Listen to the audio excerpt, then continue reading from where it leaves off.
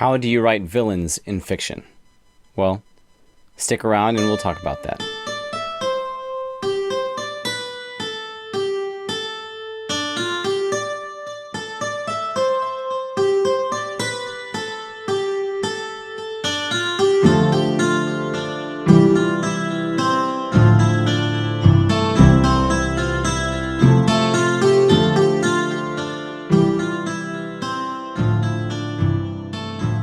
Welcome to the Grand Hill Chronicles podcast. My name is Don Bishop, and I write as T.S. Pedramon. So, as I said at the very beginning, today we're going to talk about how to write villains in fiction. And I think it's a really interesting conversation with Marla Himeda. Now, first, let's kind of talk about announcements. So, if you happen to be in the Northern Virginia area and you want to come catch me, I have another library signing at the, oh my goodness, where do I have that written down? Right there. I forget the names of the different branches. It's at the Salem Church Branch Library. If you Google Salem Church Branch, like if you just get that far, you'll find the library. And that's in Fredericksburg, Virginia. And I will be there on Friday, May 31st from 11 a.m. to 2 p.m. Also, this Friday at 10 p.m., I will be a guest on the Epic Sages podcast. Now, so if you're listening to this the day this podcast comes out, which is Thursday, May 30th, so I'm talking about tomorrow. Tomorrow, I will be at the Salem Church Branch Library, and then tomorrow night, I'll be on the Epic Sages podcast, which I believe is live for their subscribers, for their paid members. And then it gets turned on it's set to public for everybody else after a couple of days. I'm not sure exactly on that. When I have a link next week, I'll share that in the show notes. What else? So last week's newsletter, I shared with the whole world, and you can see that on Substack. I'll share the link in today's show notes, so you can go and read that.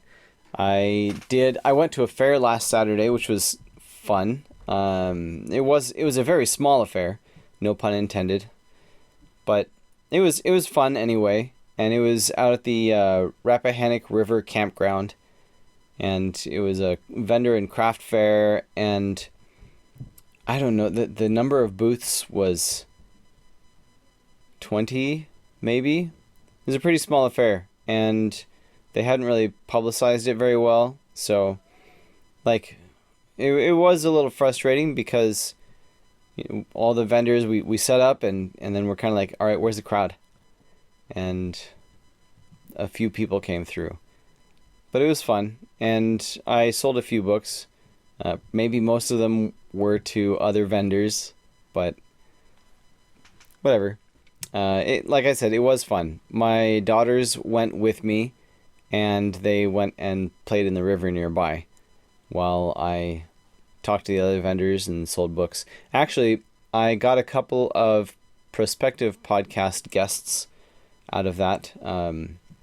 One photographer who takes beautiful pictures. Yeah, and I talked to her about coming on the podcast sometime.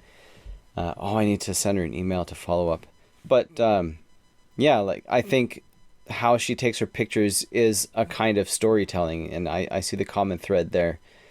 And then there was another lady who had her booth was a store of children's books, and I'd love to talk to her some more and see what it is she's doing that with her thing. You know, she said that this is how she got her son into reading, and now she's sharing that with other people. So I might have her on the podcast at some point as well.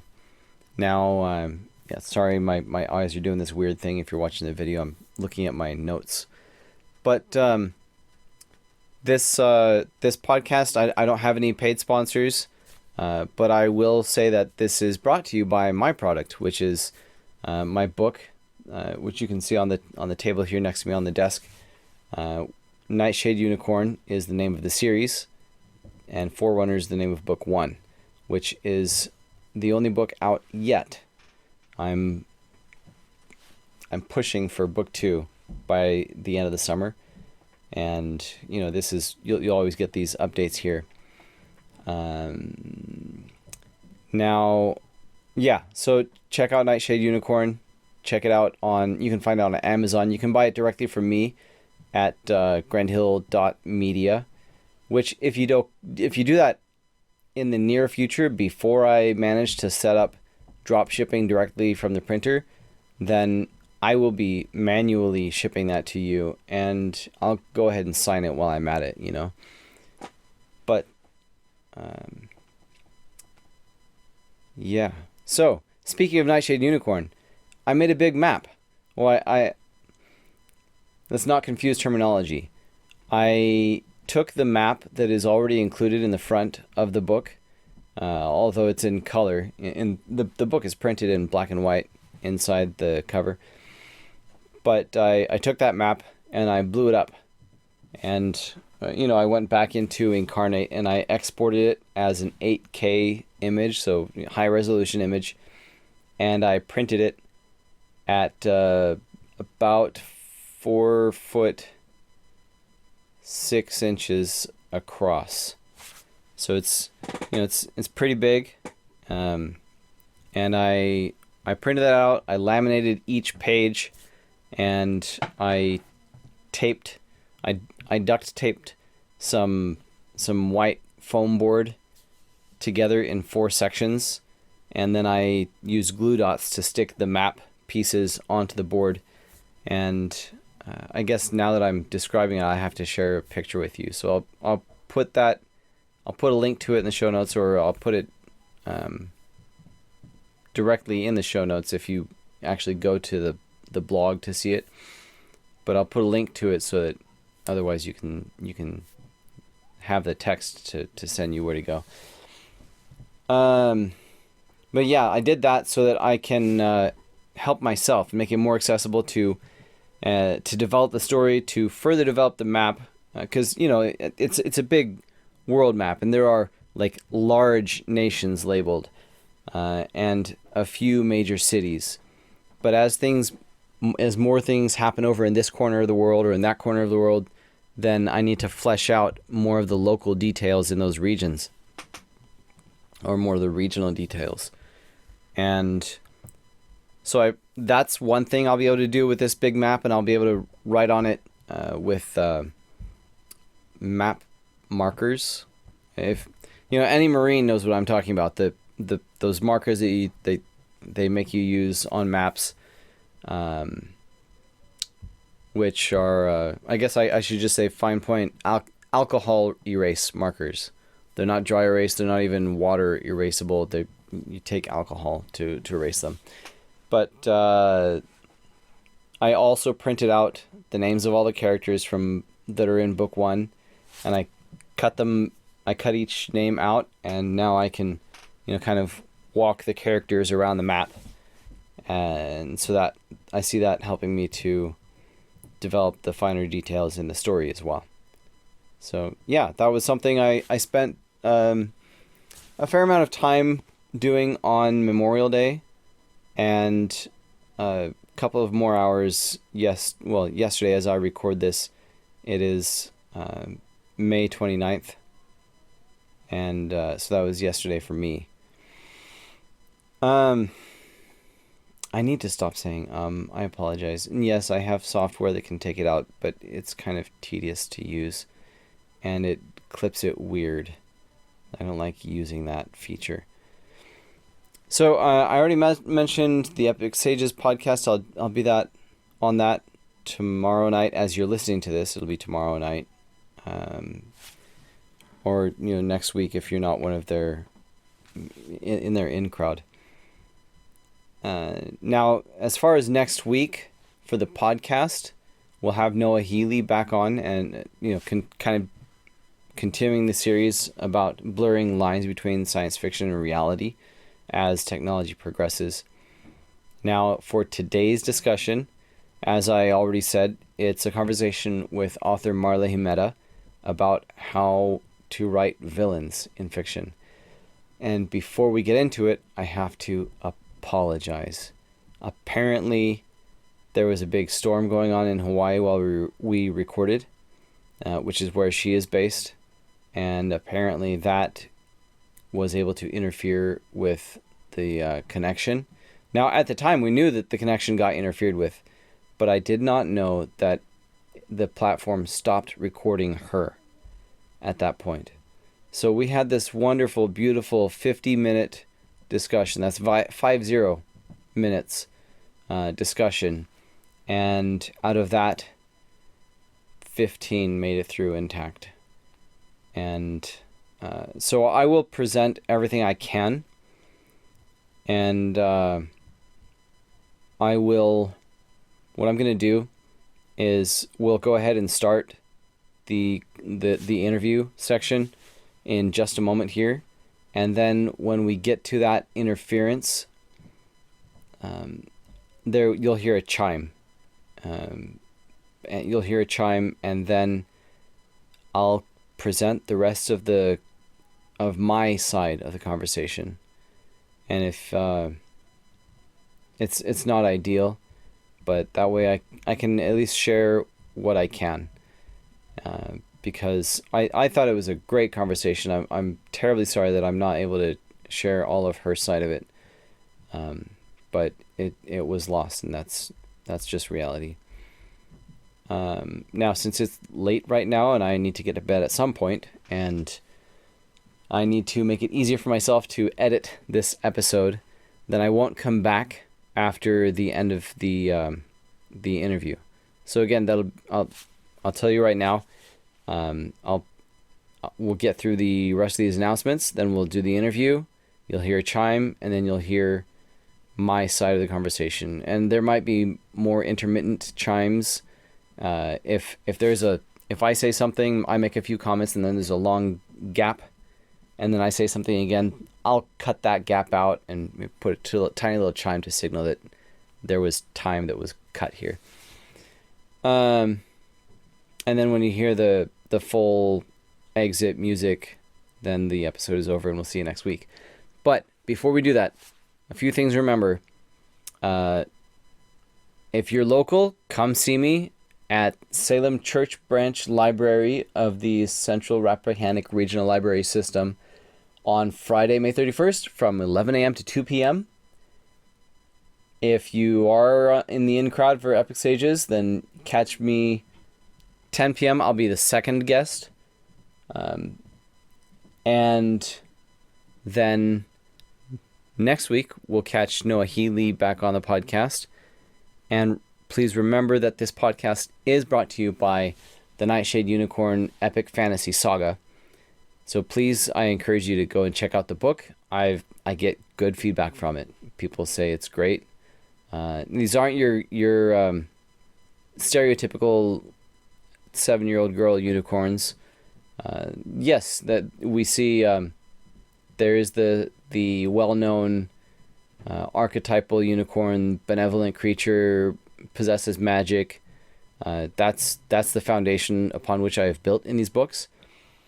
But then there's obviously the Nightshade unicorn, right? So I've thrown in some grit, and yeah, I think it was interesting, right? So check out the book. If you did already read it and you liked it, then give me a review. Go on to Amazon or Goodreads and give me a review, because that really helps other readers to know what kind of book this is and to decide to check it out for themselves. Because right now I have few reviews, and you know how it is. You go on to Amazon and you're like, here's this thing, and it has 4.6 reviews. 4.6 stars, but it only has 3 reviews. And then here's this thing that has 4.4 stars, but it has 300 reviews. Which one are you going to buy? Probably the one 4.4 stars with 300 reviews, because the few reviews could just be an aberration. So yeah, if you've read it and you loved it, let the world know by means of review and rating on Amazon or on Goodreads, because that means the world to me. That will really help me, because it helps other people know that this is a good story. So yeah, all that said, And again, one last apology for the truncated conversation. But without further ado, we'll get into the interview, and I know you'll enjoy it. And I will put the link to Marla Himeda's books in the show notes. So check out her work as well. I think it sounds really interesting, the way she incorporated music into her stories. And yeah. Anyway, enjoy, and we'll catch you next time on the Grand Hill Chronicles podcast.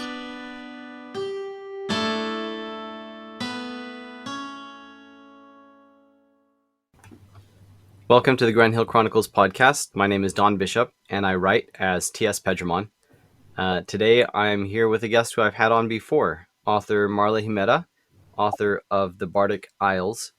You should go back and check out that episode, dear listener. But yeah, she writes historic fantasy is, I believe, the word she likes to, the term she likes to use, because it takes a bit of history and then deviates or builds off of pockets of what we don't know what might have happened. So yeah, Marla, let's say hello. And hi, nice to see you again. Good to be back. Likewise, I'm glad to have you back. We had a good conversation about music in fiction, because you have your series, The Bardic Isles, that is entirely focused on music, and I have mine with the Nightshade Unicorn, where music plays an important part. It's not the same thing, but we both come from a musician background. But today we were going to talk about how to write villains, and yeah, I am eager to hear your take. I don't know if I have very much to offer yet. I'm still somewhat inexperienced at doing that. Well, I kind of joined the club. I might be president of that club. I don't know. That was not my strong suit when I started writing, for sure. Uh-huh. And I didn't know why, except I didn't like writing about them. My first book of the series, Master of Music, doesn't have any villains in it. So I didn't run into the problem. But the second book, which is just about ready to be released, does. It has two villains. And according to my editor, those were the weakest link of my book. So I went to work on figuring out why. And my daughter, who's a wonderful sci-fi writer, just asked me a few questions about the bad guy, and I found out I couldn't answer them. I didn't know the answers to those questions, whereas she couldn't possibly ask me a question about any of my other characters that I wouldn't be able to answer. So I realized my foundational problem was I didn't have a background for the villains. They were just doing what I needed them to do in order for my plot to move forward, and my good guys, who I love, to react accordingly. And for me, the biggest breakthrough I had with villains was realizing that I have to treat them the exact same way I treat my other characters. I have to know their background. I have to know what makes them tick, why they're doing what they're doing. What they do has to make perfect sense to them. Even if we're going, oh my gosh, what on earth are you doing? We have to realize that guy has his reason. And when that reason makes sense, the villain comes alive as a real person. I think it's interesting how far different kinds of villains, like how far in depth we get into them. Like in book one of Nightshade Unicorn, you don't actually meet the main villain of the series. They talk about the villain. The villain is mentioned. Same with me. Funny. Huh. Yeah. But there are some minor villains that are a big part of book one. And then there's like the Lord of the Rings, where you don't meet Sauron until the third book. And well, kind of. Like there's retellings of 3,000 years ago, and he was at this big battle. But in the movies, you never see his face in the Peter Jackson trilogy. And you never hear him. Do you hear him utter a word? Yeah, you do. Right? Anyway. Sure, I don't remember. Yeah, although I've seen all the movies more than once and read the books multiple times. But but you're right. But even then, you get a sense that there's a background because of those pre stories about him. You realize that he wasn't always necessarily the bad guy, the villain, and Mm-hmm. that he evolved into one. Um, and that's pretty much what I'm trying to attempt with my villains in book two, is to give them that background so that they make sense. Mm-hmm. Yeah, they have to make sense. Otherwise, they're just cardboard figures doing what you need them to do. Yeah. What's your take on? Let's say you have a story where the villain does get a lot of on-screen time, which is Yeah. different from Lord of the Rings. Um, Harry Potter was well balanced there, I guess. The villain does get some screen time. It's not too paltry, but it's also not a ton. Hmm. Um, what what was my question? So, as far as if you have a villain with a lot of screen time, how much how much background do you have to show versus simply reveal through their actions or their goals? Well, I think you have to reveal maybe less if there's not getting very much screen time to do it. I don't think you can take time out in a book where there's not a lot of screen time for the villain. You can't just stop the book and say, "Oh, by the way, this is his background." I don't like that when Mhm. books do that. It's so obviously the author talking. So I try to limit that amount of info as much as I possibly can. Let the story tell it. But when the screen time is great, then naturally you can get into the more detail. I've gotten into my villain so much now that I'm actually devoting an entire book to him. So book five is going to be his story. So it'll go back to the past and literally tell just his story. He'll be the protagonist of that story. So that and that just writing that, whether I ever publish it or not, just writing that has given depth to my character, with huge depth to it. I'm about 30,000 words in, and all of a sudden, this guy's a real person to me now. He's not just a convenient bad guy I need. Yeah. Yeah, because I find it hard to get into villains' minds if they're full-grown villains already, because I don't really want to get into their head. I'd rather get into the head of my good characters. Uh-huh. It's easy for me and natural, but getting into the head of somebody who's acting atrociously and causing all kinds of havoc and mayhem for my actual characters is harder for me to do. Um, and if they were a true psychopath with no rhyme or reason to their actions, I don't know that I could do that. That's probably a type of character I probably won't even attempt to do, at least not now. I don't need to right now. My Bardic Isle series has villains that, have a history and have a past and have reasons. But a true You're psychopath, a Stephen King kind of villain, I don't know if I could get into a head like that. you're Yeah. making me realize like how big this question is. Well, I didn't even realize how deep or broad this can be before we got on the call. But there's um, there's Gollum. If you look at Gollum as a villain, there there is a moment where the story kind of stops and we hear Gollum's history narrated to us Yeah. uh, via Gandalf. You Hmm. know, um, so that I guess sometimes you can, if it makes sense that you can put it into a character's mouth, then it can work. And then looking at Darth Vader as a villain. Spoiler alert if you've only seen. uh, no, so Darth Vader is Luke's dad, and uh, the prequel trilogy. Okay, so in the end, Darth Vader isn't really a villain, but he's the villain of episodes 4 and 5. He's kind of the primary villain of episodes 4 and 5. But the prequel trilogy is his story, um, and I didn't get it for years, like how he could just turn bad. And it occurred to me later, it's Darth Sidious's influence. So Anakin didn't have all of his wits about him, Mm-hmm. or all of his emotions about him, and he didn't even realize he was being manipulated. Yeah, Uh, exactly. Yeah. so for years, I didn't buy it. I didn't buy the transition, the fall of Anakin Skywalker, and so that is a villain story that is interesting, even if you don't like the prequels. It's a truly interesting villain story, and of it's a sad story, um, that you can get into.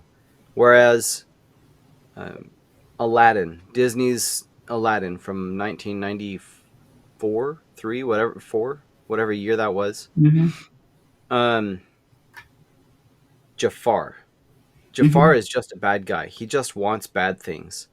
And I don't know if anybody ever wrote his background, but we I don't know his background. I just know that Yeah. he is greedy, and he doesn't care who he steps on or kills to get what he wants. Um, Right. so that's a different kind of villain, and I think that's valid. It works in the story, um, and it's unfortunate that it works because there are people like that. So Mm. I agree with you that the way you said it is exactly right. That it has to make sense to that person. Yeah. Um, it doesn't have to make sense to us. Yeah, at As least not right away or even Yeah. ever. Like with Jafar, it never does make sense. But wouldn't it be cool if they had written his story? I mean, I'd like to hear his story. That's a character that would be kind of cool to see. How did he become that way? I doubt he was just born like that, or was he? I mean, what is his story? I just think that if an author's having trouble with any character, sitting down and writing that character's story, you may never tell the story. You may never actually put that info in there, but little pieces and little tidbits will come out just in the natural telling of that character in your book. Yeah. And that will give that character a depth that he isn't going to have if you don't know his story. So even with Jafar, whoever, I don't remember who wrote that, whoever the author of Jafar was, had to know his story to make that believable. Even if he didn't tell it to us, he doesn't have to tell it to us necessarily. I didn't really realize until we started talking how similarly I'm handling my villain. I'm not telling his story at all at first when Hmm. he's introduced. We don't know why he's doing what he's doing. But then later in another book, I'm telling his full story. So, yeah, I'm kind of glad I'm doing it that way. I never really thought about it. I really started writing that story for my own benefit. But about Uh-huh. 30,000 words in, I'm going, this is a cool story. I really like this. I mean, it's not like I like the guy. I don't like the villain, but I understand him now. I get where he's coming from, and there's a thread in me that can relate to how he went bad and why it happened. And there's a thread of empathy for that and pity for the person, which we feel for Gollum, like when Gollum finally falls into the fire and everything, with the ring clutched in his hands, you also feel sorry for him. There's not just a, well, at long last, he's burned up. Uh-huh. Thank goodness he's gone. It's a feeling of, wow, the poor guy, what he went through, and the power the ring ended up having over him. Not all of what happened to him was his fault at all, and that gives you the feeling that I wonder how I would have done in that situation. Would I have become a Gollum? You know, I mean, look at all the 9 ring wraiths. Nobody withstood the power of the ring until the hobbits came along. You know, they're the only ones who really managed to survive long enough. And that was a limited time. Right. You know? That was even not going to always be that way. Eventually, they would have, I'm sure, succumbed too. Even Frodo, would have ended Uh-huh. up coming under the sway of that ring. He knew it. Gandalf knew it. They all knew it. But he was, should we say, pure enough of heart, simple enough of heart to withstand it for a much longer time. So it gives us an empathy for Gollum that we wouldn't have had if we never knew that history. So thank goodness Tolkien put the history in there. Let us know what made him tick. That's what makes the bad guys go up an extra level in my estimation when I read it. I want to know what makes them tick in that sense, and not Mhm. just go, okay, this is just a flat out psychopath who has no reasons for what he does. Yeah, Yeah. and I appreciate that you mentioned that you don't want to like write the villain. You want to write your good guys, because like, Yeah. and I imagine that's because you're on their side. And so with oh, I don't want to give away stuff for Nightshade Unicorn. Your For, own for spoilers. listeners, That's not a good idea. for listeners, Raffo, read it and find out. Read and find out. Um, there are different levels of villains, and I don't mean like here's the henchman, here's the boss, here's the big boss. There is that, Right. but there sometimes a villain is a legend, like a scary story that uh, that somebody allows to hold themselves back. Um, like if you're afraid of rejection, maybe you never write your novel and put it on the market. Mm-hmm. So maybe that fear of rejection is your villain. So there are different levels of villains, um, and some of them. Where was I? Right. So you want to write your good guys, but for your good guys to have an interesting story, they need to have adversity. Yeah, And exactly. so with your villain, I don't know what sort of villain you have, but I find as I write the sequel, as I write Nightshade Unicorn Book Two, um, I introduce another villain, and this person is a rather unsavory character. And I lost you for a moment. Are you still there? The audio just turned off. Okay, can you hear me now? Can you? I heard you ask. Okay. But you can hear now. Okay. Yeah, I might need to edit that, and I'll make a note. 16 and a half minutes. 16 minutes. 16-minute um, quality check, and it might be just fine.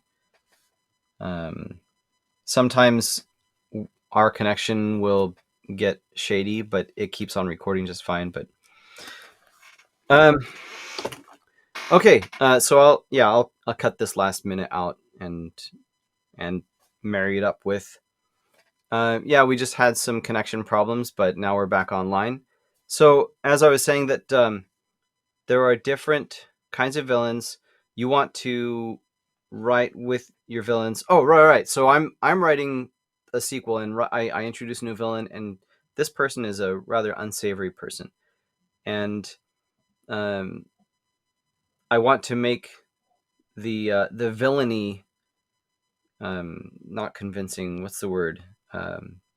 Compelling. So like you see this person. I want to illustrate this person's attitudes in a way that kind of grab your attention. And I wonder if you have encountered this. I don't want to write it too unsavory. Like I don't want to. I want to write something that I can let my 12-year-old read, and that's who I am. That's what I want to write. And so I want to know. There's a lot of buildup to my question. What is your take on doing that? Like, how do you make a compelling villain where they create a real problem for the protagonists that may be life threatening or psychologically threatening or whatever, and still keep it something you can present to a 12-year-old with no compunctions. Do you want to tell us about the villains in your Bardic Isles series, or is that wait and find out? I could see that, yeah. So like in Nightshade Unicorn, like I said, we don't meet the main series villain in the uh in the first book. Uh we hear a few words. We hear a few words remotely from the main villain, but we do meet some kind of henchmen. They're not exactly henchmen. Like they're actually, they've heard that there is this movement happening and they want to join the movement. They're on their way there. Main character stumbles into them, and um, and then she has to deal with them and try to evade them. And at first, like I brought them in when I was writing. I hit a wall, kind of third of the way into the book, where I had the concept in my mind for the basic big arc for the whole series, and I had the inciting event occur, and then the main character left home and started her journey, and then I'm like, now what? And I didn't know what to do, and I was working really hard to keep a word count goal, like a daily, weekly word count goal. So I couldn't just stop writing. I had to push on. I gave myself a break for a day by writing a short story, just something completely different, um, to give myself some time to think and work it out. And then I came back and pressed on. And at the time, I was like, is this going to be dumb? I don't know. And then she ran into these people who their faction was already in my concept for the whole series, but now I had to put faces and names to them, and that was really scary for me because, like you said, I wanted to write about the good guys. Yeah, and I think that's a meeting point between plotting and pantsing, or uh, planning and discovery writing. Uh, where you have an idea of where it's going, and then you realize that you have a plan for this character, but you've created a personality for this character, and that character wouldn't do that thing. And then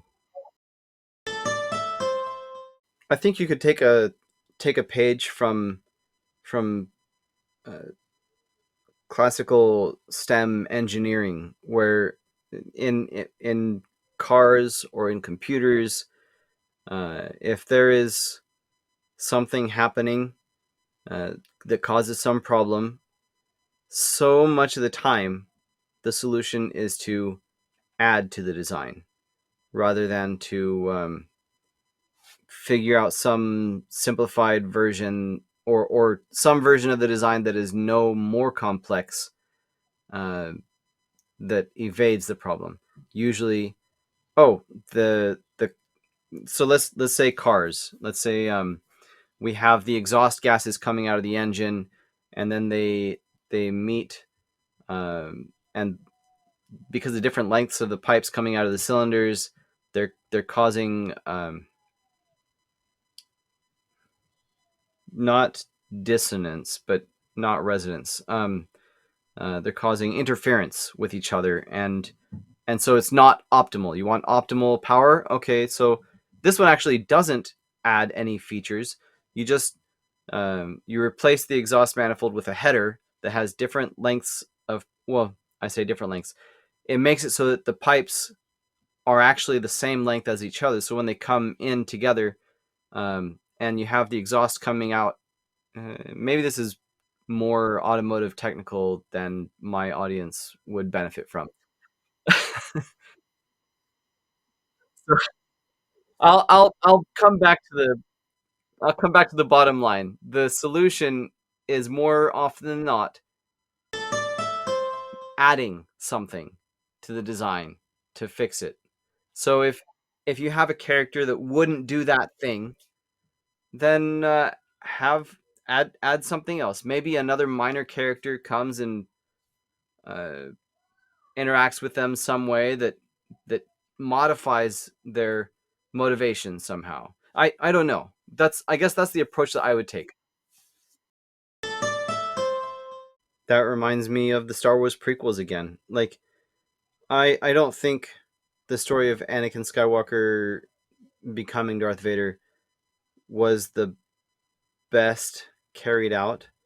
And I think it has to do, well, because I wasn't convinced. Maybe there just needed to be more reminders that he was under heavy influence from Palpatine. But I wasn't convinced. Like, Anakin Skywalker's a good guy. He wouldn't do this. He wouldn't do this. It didn't seem true to character. And but it was. I just didn't understand the character well enough. So perhaps his character wasn't illustrated well enough with the influence from Palpatine, but that's where I got kind of lost, because the it didn't seem like it was feasible to have him do this thing. But for the record, I also don't like sand. It's coarse. It gets everywhere. I've seen memes about Anakin complaining about sand. And Hawaii, Hawaii's sand is better. I've been to Hawaii once. I spent a whole week there. I spent the days rehearsing with the band. I think I told you I was active duty Marine bandsman for several years, and one year the Mar4 PAC, the Marine Forces Pacific band, which is stationed in Hawaii on Oahu, um, well, every year they support the American Samoa Flag Day celebration. And in one particular year, they were short on clarinetists, or at least they were projected to be. The one was off at this training course, and one was checking out of the unit, and one wasn't going to arrive. So they borrowed three clarinetists from other bands. And so I was in San Diego, and a buddy of mine and another clarinetist from the third Marine Aircraft Wing band up the road from us flew out. We spent a week in Hawaii rehearsing with the Marvel Pack band, uh, getting used to playing things the style that they did. Because every band officer has style preferences, and they'll maybe have it played with longer notes or shorter notes or whatever. So we spent a week getting used to their style and getting used to their conductor, and then we went and spent a week in American Samoa because the flight only runs once a week. Anyway, so I've been to Hawaii, and I was stranded there for a week. Oh no! And then I was stuck in American Samoa for a whole week. Oh no! 2 weeks in paradise. What am I gonna do? So I actually I tried surfing. I barely managed to stand up on a board for a few seconds, maybe even only 1 second. Um, I did go surfing with my clarinet, with a cheap $20 one I got off of eBay. And I have a funny little video where I'm sitting on the surfboard playing the clarinet, and a wave comes and knocks me over. But what I'll send it to you. So all that to say that the sand in Hawaii is better. So I was stationed in California for several years, and that sand is very fine, and that is so annoying. It never goes away. Like, you wash it, you have to wash it again. You have to wash it off again. Um, in Hawaii, it's very coarse because it's younger and it's not so fine, and that's nice because you can wash it off more successfully. Well, now I'm in Virginia, which is beautiful for the forests, but it means we don't get to go to the beach often because we're up we're about an hour from DC, so we're half an hour from the Susquehanna River. Whoa, Susquehanna, no, Potomac. We're half an hour from the Potomac River, but it's not the same, and we've never been to it. We're half an hour from the Rappahannock, which is much smaller than the Potomac. The Potomac is huge. Anyway, we're far from the beach. We're hours from the ocean. But so well, I guess that's probably a wrap for today. I appreciate you coming back on and talking how we write villains.